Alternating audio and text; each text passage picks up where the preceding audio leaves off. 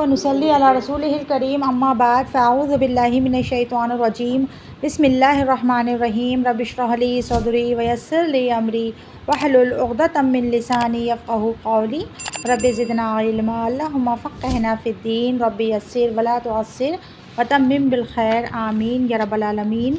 जैसे कि आप लोगों को पता है कि हम पढ़ रहे हैं बुक आदाब ज़िंदगी, और इसमें बहुत छोटे छोटे लेक्चर्स हैं और जो कि हमारी ज़िंदगी के मैनर्स के ऊपर हैं कि हमें अपनी ज़िंदगी कैसे गुजारना है, और दीन ने हमें इसका पूरा एक तरीक़ा सिखाया है। हमने इंशाअल्लाह पहले पढ़े सेहत के आदाब पढ़े, फिर लिबास के आदाब पढ़े, खाने पीने के आदाब पढ़े, सोने जागने के आदाब पढ़े, और इंशाअल्लाह आज हम पढ़ेंगे रास्ते के आदाब।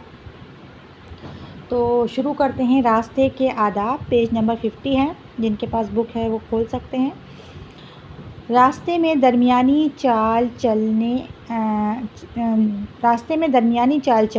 ना इतना झपट कर चलें कि ख़ामख़ा लोगों के लिए तमाशा बन जाएं, और ना इतना सुस्त होकर चलें या रेंगें कि लोग आपको बीमार ही समझने लगें और बीमार पुरसी के लिए आ जाएं।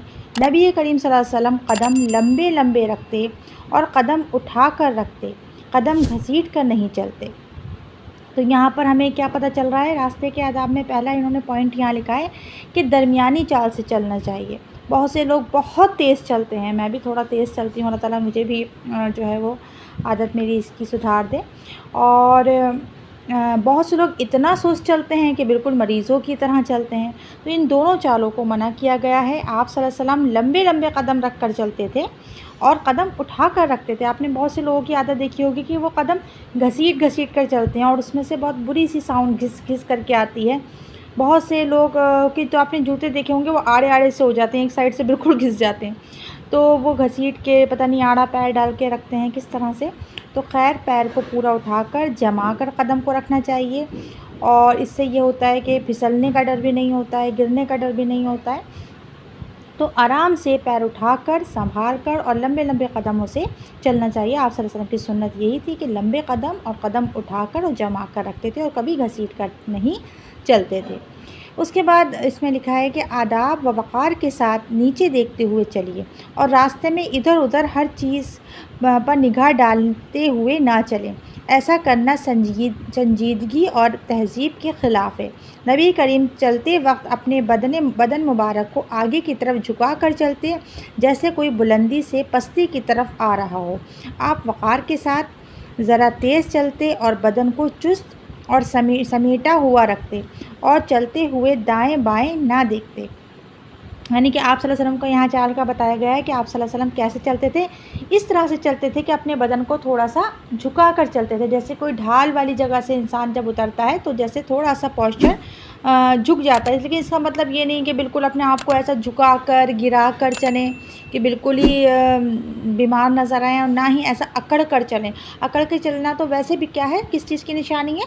तकब्बुर की निशानी है। तो ऐसे करके नहीं चलना चाहिए। और सूरह लुक़मान में अल्लाह सुब्हानहू व तआला फरमाते हैं, औज़ु बिल्लाहि मिनश शैतानिर रजीम बिस्मिल्लाहिर रहमानिर रहीम व इबादुर रहमानिल लज़ीना यमशूना अलल अर्दी हौनन व इज़ा अच्छा यहीं तक है इसमें। यहाँ पे बताया कि और बंदे रहमान के वो हैं जो चलते हैं ज़मीन पर आहिस्तगी से। और आगे इस की आयत जो पूरी होती है उसमें यह है कि और जब वो खिताब करते हैं जाहिल लोगों से तो वो कहते हैं सलाम, यानी कि वो सलाम करके जाहिलों से बहसें नहीं करते हैं, आगे बढ़ जाते हैं। और जो रात गुजारते हैं अपने रब के लिए सजदा करते हुए और क़याम करते हुए। तो इस सूरह लुक़मान में इबादुर रहमान की कुछ सिफ़ात आई हैं, जिसमें पहली ही जो आयत आई है तो उसमें उनकी चाल का ज़िक्र है कि वो चाल कैसे चलते हैं, आहिज़गी के साथ चलते हैं। क्योंकि कुरान में एक और भी जगह आता है कि आप ज़मीन को फाड़ नहीं सकते, है ना, और आप कितना ही कुछ कर लें, आप आसमानों की या पहाड़ों की बुलंदियों पर नहीं पहुंच सकते, न ज़मीन को फाड़ सकते हैं। तो इस तरह से अकड़ कर चलने को भी क्या किया गया है, मना किया गया है। आहिस्तगी के साथ, इनकिसारी के साथ चलें, और ये सोच के चलें जिस ज़मीन पर चल रहे हैं एक दिन हमें क्या है, इसी ज़मीन के अंदर भी जाना है। पूरे मुल्क में भी आप पढ़ते हैं ना कि याद रखें कि उसके नीचे ही जाना है। खाकसारी के साथ दबे पाँव चलें, अकड़ते हुए ना चलें, ना तो आप अपनी ठोकर से ज़मीन को फाड़ सकते हैं और ना पहाड़ों की ऊंचाई کو پہنچ سکتے ہیں، پھر بھلا کاہے کی اکڑ۔ اب یہ دیکھیے وہی بات آ گئی جو بھی میں آپ کو بتا رہی تھی کہ نہ تو اتنا جو ہے وہ اکڑ کر چلیں اور ایسے چلیں، کیونکہ کیا ہے بندہ کتنا اکڑ لے گا اور کتنا چل لے گا، نہ تو وہ پہاڑوں کی بلندیوں پہ پہنچ سکتا ہے اور نہ ہی وہ زمین کو پھاڑ سکتا ہے۔ تو یہ انسان کی عاجزی کی بھی علامت ہے کہ انسان کیسا چلے، دب کر چلے۔ اس کے بعد ہمیشہ جوتے پہن کر چلیں، ننگے پاؤں چلنے پھرنے سے پرہیز کیجیے۔ جوتوں کے ذریعے پاؤں کنکڑ، پتھر اور دوسری تکلیف دہ چیزوں سے محفوظ رہتے ہیں اور موذی جانوروں سے بھی بچاؤ رہتا ہے۔ نبی کریم صلی اللہ علیہ وسلم فرماتے اکثر جوتے پہنے رہا کرو، جوتے پہننے والے بھی ایک طرح کا سوار ہوتا ہے۔ اور یہ ہم پہلے بھی پڑھ چکے ہیں پہننے اوڑھنے کے آداب میں کہ آپ صلی اللہ علیہ وسلم نے منع کیا ہے کہ ایک جوتا پہن کر اور ایک اتار کر نہ چلا جائے، ہے نا۔ اور اسی طرح یہ ہے کہ جیسے اکثر ہم یہ کرتے ہیں کہ آج کل سب کے گھر میں ٹائلس لگی ہوئی ہیں اور صاف ستھرے فرش ہوتے ہیں، تو ننگے پیر چلنے کی عادت ہو جاتی ہے گھروں میں، تو اس سے لوگوں کے آپ دیکھ رہے ہیں آج کل ہیلس میں بہت پریشانی آ رہی ہے، ایڑیوں میں درد ہو رہا ہے، تو گھر کے لیے ایک الگ سے جوتے بنا لیجئے جو کہ جن کے اوپر باہر کی گندگی یا کوئی نجاست نہ لگے، لیکن گھر میں بھی جوتے پہن کر ہی رہیں تاکہ آپ کے پیر سیف رہیں، اس سے پھٹنے بھی بہت پیر لگتے ہیں۔ پھر اس کے بعد آگے ہے کہ راستہ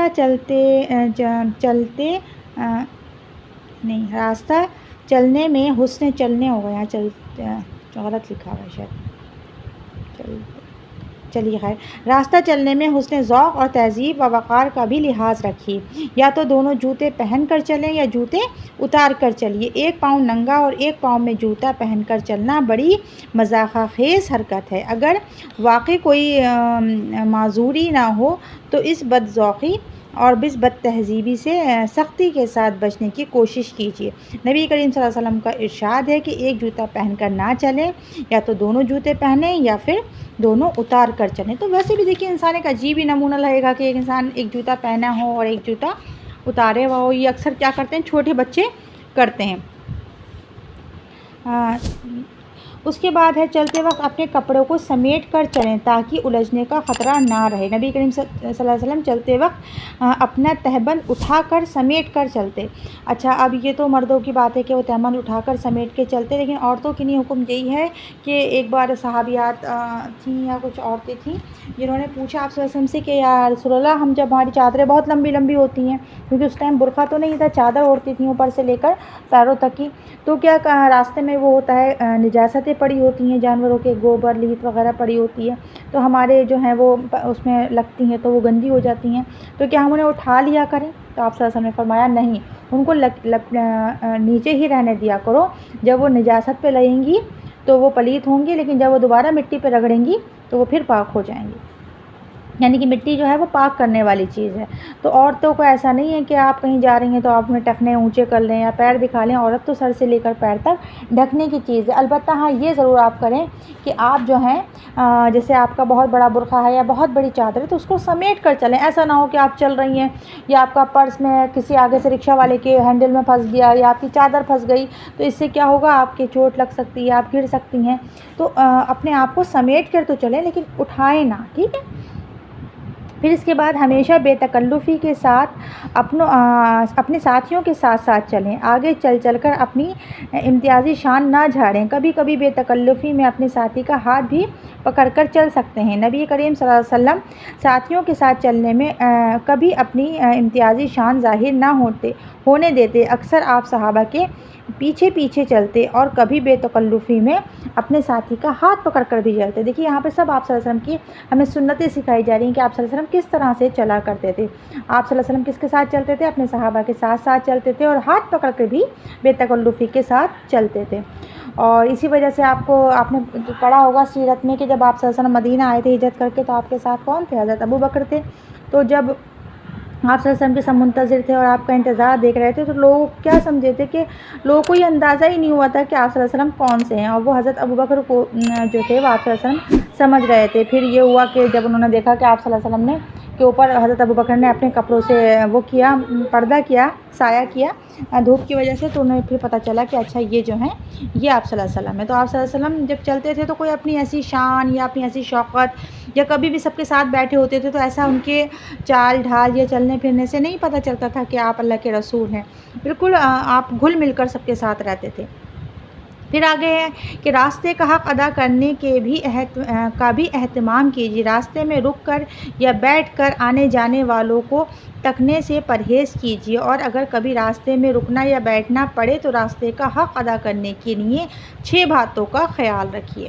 اب دیکھیے، آپ نے دیکھا ہوگا کہ کچھ محلوں میں اور کچھ جگہوں پہ آپ نے ایسا دیکھا ہوگا کہ راستے میں لوگ بیٹھ جاتے ہیں کرسیاں ڈال کے، اور وہ ان کا معمول ہوتا ہے کہ روز انہیں وہیں بیٹھنا ہے اور ہر آنے جانے والوں کو دیکھنا ہے، خصوصاً عورتوں کو ان کا اوپر سے لے کے نیچے تک ان کا ایکس رے کرنا ہے اور انہیں دیکھنا ہے، اور پھر جو ہے بس ان کا یہی کام ہوتا ہے کہ وہ بیٹھے رہتے ہیں، اور اکثر محلے کی عورتیں ہوتی ہیں تو کچھ کہتے تو نہیں ہیں وہ، لیکن ہاں دیکھتے ضرور ہیں اوپر سے نیچے تک کہ یہ اب کون گئی ہیں اور کس کی گئی ہیں، اور بعد میں جانے کے بعد کہتے بھی ہوں، واللہ عالم، ہمیں نہیں پتہ، لیکن کہ یہ سڑک پہ بیٹھنے سے آپ صلی اللہ علیہ وسلم نے کیا کیا ہے، منع کیا ہے۔ اور کہیں کہیں کا تو یہ رواج بھی ہوتا ہے، الحمدللہ بھی ہم نے رامپور میں تو نہیں دیکھا اپنے شہر میں، کہ عورتیں ہی بیٹھ جاتی ہیں سڑکوں پر، گھروں سے نکلتی ہیں اور کئی گھروں کی عورتیں ادھر ادھر کی مل کے سڑکوں پر بیٹھ جاتی ہیں۔ تو عورت کو تو بالکل ہی سڑک پر نہیں بیٹھنا چاہیے، اور خصوصاً مردوں کو بھی منع کیا گیا ہے، اور اگر بیٹھ رہا ہے کوئی یا سڑک پر گزر رہا ہے تو راستے کے 6 حق یہاں پہ لکھے ہوئے ہیں، ان کا خیال رکھا جائے۔ نمبر 1، نظریں نیچی رکھی جائیں۔ نظریں نیچی رکھی جائیں کا مطلب کیا ہے کہ چلیں تو اس کا مطلب یہ نہیں کہ بالکل ٹھوکر کھا لیں، کسی دیوار سے لگ جائیں، کسی گاڑی کے نیچے آ جائیں، یعنی کہ اس طرح سے چلیں کہ نامحرموں کو دیکھنے سے یا غلط چیز دیکھنے سے ہم آگے کی نظروں کو بچایا جا سکے، یہ ہم پہلے بھی پڑھ چکے ہیں۔ پھر اسی طرح تکلیف دہ چیزوں کو راستے سے ہٹایا جائے، یہ بھی کیا ہے، راستے کا ادب ہے کہ آپ اگر راستے پہ گزر رہی ہیں اور آپ نے دیکھا کہ راستے پہ کوئی پتھر ہے، کوئی کانٹے دار چیز ہے، کوئی ایسی چیز ہے جس سے لوگوں کو اذیت پہنچ سکتی ہے، کوئی کیلے کا چھکا لے کر کوئی پھسل کر گر سکتا ہے، اور ابھی آپ نے دیکھا ہوگا اکثر آپ نے مارکیٹ وغیرہ میں کہ وہ پتلے پتلے جو اس کے پلاسٹک کے فیتے ہوتے ہیں جن سے بوری اور یہ جو کارٹنس وغیرہ ہوتے ہیں بندھے ہوتے ہیں، یہ اکثر ان کے گول گول رنگ بنے ہوئے گاٹھیاں لگی ہوئی روڈ پر پڑے ہوتے ہیں، اور اکثر اس میں لوگ جو ہیں وہ لچ کر گر جاتے ہیں، کیونکہ میری ممی کا گھر بھی مارکیٹ میں ہے اور وہاں یہ بہت زیادہ پڑی ہوتی ہیں، اور اکثر مطلب میں خود بھی کئی بار الجھ کے گری ہوں، ایک بار میری بھابھی میرے ساتھ گری ہیں۔ تو کیا کریں، اگر آپ کے سامنے آ رہے ہیں تو آپ انہیں سائڈ پیر سے یا ہاتھ سے اٹھا کر ایک سائڈ میں کر دیجیے، تاکہ لوگ کیا ہیں گرنے سے یا تکلیف سے بچ جائیں۔ اسی طرح اگر سلام کوئی کر رہا ہے تو اس کو وعلیکم السلام کہیں، یہ مردوں کے نہیں ہیں، عورتیں نہیں سڑک چلتے سب کو سلام اور وعلیکم السلام کرتی پھریں۔ اسی طرح نیکی کی تلقین کیجیے اور بری باتوں سے روکیں، یعنی کہ سڑک پر کوئی چل رہا ہے اور یہ زیادہ تر مردوں کے لیے ہیں، عورتوں کو نہیں ہے، تو یہی ہے کہ وہ خاموشی سے گزر جائیں۔ ہاں اکثر یہ ہوتا ہے کہ ہم جیسے گلی سے نکلے یا اپنے دروازے سے نکلے اور گلی ہے اور بچے ہیں کھیل رہے ہیں اور وہ کسی نے گالی بک دی یا کسی نے کوئی غلط بات کہہ دی تو ہم ان بچوں کو ٹوک سکتے ہیں، ہاں لیکن مردوں سے ہم اس طرح سے کلام یا بات چیت نہیں کریں گے۔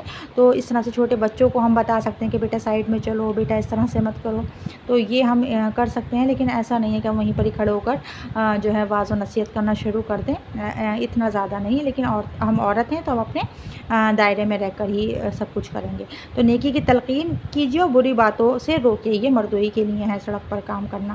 اسی طرح بھولے بچھڑے کو راستہ دکھائیں، کوئی راستے میں بھٹک گیا ہے، کسی کا راستہ نہیں مل رہا ہے، کوئی آپ سے پوچھ رہا ہے تو اس کو راستہ بتا دیں، اور مصیبت کے ماروں کی مدد کریں۔ اکثر کسی کا ٹائر پنچر ہو جاتا ہے، کسی کا پیٹرول ختم ہو گیا، کسی کے ساتھ بچے ہیں، کوئی کسی مصیبت میں ہے سڑک پر، سفر میں، راستے میں، تو اس کی بھی مدد کی جائے۔ اسی طرح راستے میں ہمیشہ اچھے لوگوں کا ساتھ پکڑیں اور برے لوگوں کے ساتھ چلنے سے پرہیز کریں، یعنی کہ آپ اچھے لوگوں کے ساتھ ہوں گے تو آپ کا راستہ بھی کیا ہوگا، اچھا کٹے گا، اور اس میں بھی وہ آپ کو کوئی نہ کوئی نیکی اور کوئی نہ کوئی اچھی بات کی ہی تلقین کریں گے، اور برے لوگوں کے ساتھ رہیں گے تو وہ آپ کو کسی نہ کسی برائی میں یا کسی نہ کسی بے حیائی میں یا غلط کاموں میں لگا کے آپ کو گناہی کی طرف لے کے جائیں گے۔ اور ویسے بھی ہے نا کہ انسان اپنے دوست کے دین پر ہوتا ہے، اور انسان سفر کر رہا ہے دوست کے ساتھ کر رہا ہے تو ایسا دوست ہو کہ جو ہمارا جو ہے خیر خواہ ہو اور ہمیں نیکی کی باتیں بتانے والا ہو۔ راستے میں عورت اور مرد کا میل جول نہ ہو، عورت بیچ راستے سے بچ کر کنارہ چلنا چاہیے اور مردوں کو چاہیے کہ ان سے بچ کے چلیں۔ اب دیکھیے کہ ایک بار آپ صلی اللہ علیہ وسلم نے عورتوں کو ٹوکا تھا کہ عورتوں بیچ سڑک پر مت چلو، تو صحابیات کا یہ عالم تھا، کہتے تھے وہ دیواروں کو چپک کر چلنے لگی تھیں۔ لیکن ہمارے یہاں کیا ہوتا ہے کہ عورتیں، آپ دیکھ لیجیے بازار میں ایک تو سب سے زیادہ عورتیں ہی ہوتی ہیں ہم سمیت، ہے نا، اور پھر وہ کس طرح سے چل رہی ہوتی ہیں، بیچ سڑک پر چل رہی ہوتی ہیں، مردوں کے لیے نکلنا مشکل ہو جاتا ہے۔ تو کیا کریں، آپ صلی اللہ علیہ وسلم نے بہت اس چیز کی سختی سے منادی کی ہے کہ بیچ میں نہ چلا جائے، مردوں کو بھی نہیں چلنا چاہیے، نہ کہ عورتوں کو بیچ میں۔ نبی کریم صلی اللہ علیہ وسلم نے فرمایا، گارے میں اٹے ہوئے، بدبودار سڑی ہوئی کیچڑ میں لتھڑے ہوئے خنزیر یعنی کہ پگ جو ہوتا ہے سے ٹکرا جانا تو گوارا کیا جا سکتا ہے، لیکن یہ گوارا کرنے کی بات نہیں کہ کسی مرد کے شانے کسی اجنبی عورت سے ٹکرائیں۔ اور آپ بازار میں دیکھ لیجئے کس طرح سے ایک دوسرے سے لوگ ٹکراتے ہوتے ہیں۔ زیادہ بھیڑ والے علاقوں میں کیا ہو رہا ہوتا ہے کہ کندھے جو ہوتے ہیں ایک دوسرے سے ٹکرا رہے ہوتے ہیں، اتنی بھیڑ ہوتی ہے۔ اور ایک جگہ یہ بھی آتا ہے کہ کسی نامحرم کو چھونے سے اچھا ہے کہ انسان کیا کرے، اپنے سر میں لوہے کی کیل ٹھوک لے۔ لیکن آج ہمیں اس بات کا کوئی بھی لحاظ نہیں ہوتا ہے، اور باقاعدہ شیک ہینڈ ہو رہے ہوتے ہیں، اور ہم کہتے ہیں اچھا ہم ہاتھ نہیں ملائیں گے تو کیا ہوگا، یہ تو بہت بری سی بات ہوگی، لوگ کہیں ہمیں جاہل سمجھیں گے، لوگ کہیں گے کہ ان کو تو دین کا کوئی علم ہی نہیں، وہ دنیا کا کوئی علم ہی نہیں ہے۔ تو دین کا علم ہونا اور شریعت پہ چلنا اور آپ صلی اللہ علیہ وسلم کے طریقے پہ چلنا، ان کی بتائی ہوئی نصیحتوں پہ چلنا ہمارے لیے یہ زیادہ ضروری ہے، نہ کہ یہ کہ ہم کیا کریں کہ ہم ماڈرن بن جائیں، ہے نا۔ اور ابھی بھی دیکھیے ربیع الاول آنے والا ہے، لوگ کتنی کیا کیا خرافاتیں کر رہے ہوں گے، اور آپ صلی اللہ علیہ وسلم سے محبت کے دعوے کر رہے ہوں گے۔ ان کی محبت میں کوئی شک نہیں میں کر رہی ہوں کہ ان کی محبت میں کوئی شک ہو، لیکن کم از کم یہ دیکھیں کہ جس نبی کی محبت میں ہم یہ سب خرافاتیں کر رہے ہوتے ہیں، یہ بدعات کر رہے ہوتے ہیں، تو سوچئے حوض کوثر پہ وہی نبی جو ہیں آپ صلی اللہ علیہ وسلم کو جو ہیں وہ آپ کو پانی نہیں پلائیں گے جو ہے وہ حوض کوثر سے، اور کہیں گے کہ منہ پھیر لیں گے، اور منہ جو ہے وہ آپ بالکل بات نہیں کریں گے کہ کیا کریں، ان لوگوں نے بدعتیں کی تھی میرے پیچھے۔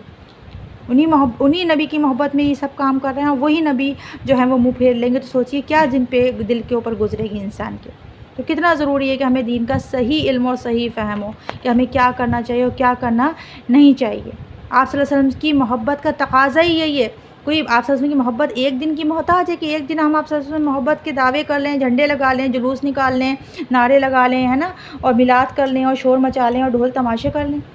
آپ صلی اللہ علیہ وسلم کی محبت کا تقاضا ہی یہی ہے کہ آپ کے بتائے ہوئے طریقے پہ زندگی گزاری جائے، آپ کی سیرت کو پڑھا جائے۔ آپ صلی اللہ علیہ وسلم کی سیرت، کتنے لوگ ایسے ہیں، پتہ ہے میں جب کہیں درس میں جاتی ہوں میں لوگوں سے پوچھتی ہوں کہ ذرا آپ ہمیں بتائیے کہ کتنے لوگ نے سیرت پڑھی ہوئی ہے، تو بہت سے لوگ، اللہ تعالیٰ سب کو ہدایت دے، لوگوں کو یہ تک نہیں پتہ ہوتا ہے کہ سیرت کہتے کسے ہیں۔ وہ کہتے ہیں کہ قرآن پاک ہے، یہ کوئی کتاب ہے، یہ کیا ہے، یہ مطلب لوگوں کو یہ سمجھ میں نہیں آتا ہے کہ یہ ہے کیا سیرت، یعنی کہ آپ صلی اللہ علیہ وسلم کی بایوگرافی کو بھی نہیں پتہ، آپ صلی اللہ علیہ وسلم کا حلیہ نہیں پتہ، آپ صلی اللہ علیہ وسلم کا طریقہ نہیں پتہ، اور محبت کے دعوے ہیں ہمارے۔ تو آپ لوگ سیرہ کا مطالعہ ضرور کریں۔ اب یہ کتاب بھی ہم پڑھ رہے ہیں تو کس شوق میں پڑھ رہے ہیں کہ ہماری زندگی میں یہ طریقے آ جائیں، آپ صلی اللہ علیہ وسلم کے سنتیں آ جائیں کہ جیسے آپ صلی اللہ علیہ وسلم اٹھتے تھے، بیٹھتے تھے، چلتے تھے، سفر کرتے تھے، سڑک پر چلتے تھے، کھاتے تھے، پیتے تھے۔ یہی اصل محبت ہے، محبت کا تقاضا ہی ہے یہ جو میں نے آپ کو ابھی لنک ڈالا ہے، اسی چینل پہ آپ کو آپ صلی اللہ علیہ وسلم کی سیرہ بھی پوری بہت ہی اوتھینٹک طریقے سے اور بہت ہی پولیٹیکل اینگل سے بھی آپ کو سیرت اگر پڑھنے کا شوق ہے تو آپ کو مل جائے گی۔ تو آپ لوگ سیرہ کا مطالعہ ضرور کریں، یا کسی بک سے کریں، جہاں سے بھی کریں ضرور کریں۔ آگے دیکھیں، شریف عورتیں جب کسی ضرورت سے راستے پر چلیں تو برقعے یا چادر سے اپنے جسم، لباس اور زیب و زینت کی ہر چیز کو خوب اچھی طرح سے چھپا لیں اور چہرے پر نقاب ڈال لیں۔ یہاں کہا جا رہا ہے کہ جب شریف عورتیں کسی ضرورت سے راستے پہ چلیں تو اس کا مطلب یہ ہے کہ شریف عورتوں کو بھی کسی نہ کسی ضرورت آتی ہے، مارکیٹ جانے کی، کام کی، ہے نا، باہر نکلنے کی، کبھی بچوں کو اسکول چھوڑنے جانا ہے، کبھی بازار سے کچھ لینا ہے، تو جا سکتی ہیں، لیکن کیسے جائیں گی؟ اپنے آپ کو پوری طرح ڈھک کر، اپنی زیب و زینت چھپا کر، برقع یا چادر سے ڈھک کر، اور چہرے پر نقاب لگا کر جائیں گی۔ اب دیکھیے شادیوں کا ذرا ہم تھوڑا سا اپنا جائزہ لیں کہ جب ہمارے یہاں شادیاں ہوتی ہیں تو جب بارات آتی ہے، وہ بھی جو ہوٹل ہوتا ہے یا جو بھی منڈپ ہوتا ہے، ہال ہوتا ہے، وہاں پہ بھی ایک راستہ ہوتا ہے لمبا سا جہاں سے بارات آ رہی ہوتی ہے، تو کیا ہوتا ہے، اس راستے کے اوپر لڑکیاں سجی دھجی ہاتھوں میں پھولوں کی ٹرے لیے کس لیے کھڑی ہوتی ہیں؟ دولہا کی سواگت کے لیے، ان کے اوپر پھول ڈالنے کے لیے. اور صرف دولہا نہیں ہوتا ہے، دولہا بھی نامحرم ہی ہوتا ہے. سب کا محرم ہوتا ہے کیا؟ نہیں، نامحرم ہوتا ہے. اور اس کے ساتھ ساتھ کتنی پوری بارات ہوتی ہے جس کے اوپر پھول ڈالے جا رہے ہوتے ہیں، اور دولہا کے دوست ہوتے ہیں، اور استقبال ہو رہا ہوتا ہے نا. تو اب آپ ہی بتائیے کہ کس طرح سے وہ اپنی زیب و زینت پوری محفل کے سامنے ظاہر کر رہی ہوتی ہیں، جبکہ کیا حکم ہے قرآن کا، اور آپ صلی اللہ علیہ وسلم نے کیا بتایا ہے کہ عورت کیا کرے؟ چھپ کے اپنے آپ کو رکھے، ڈھک کر اپنے آپ کو رکھے. تو کتنا ضروری ہے ہمیں دین کا صحیح علم ہونا.